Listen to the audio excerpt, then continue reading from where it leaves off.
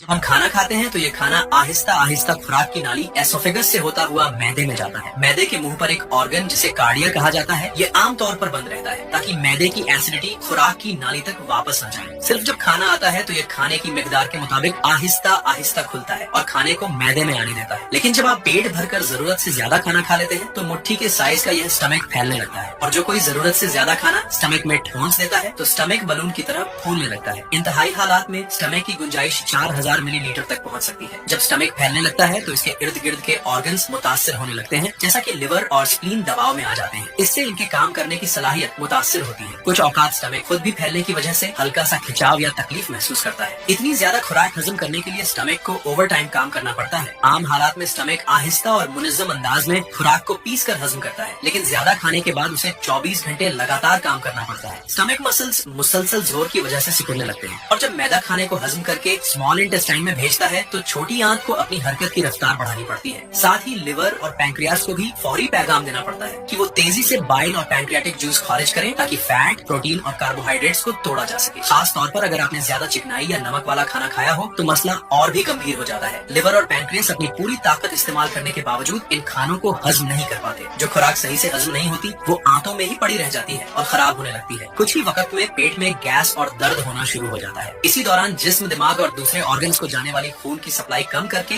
Digestive system को ज्यादा खून भेजता है। इससे दिमाग को खून की कमी हो जाती है, जिससे आंखें भारी और थकावट महसूस होती है और न ही चलने को दिल करता है। इस तरह की वीडियो पर रिसर्च बहुत होती है।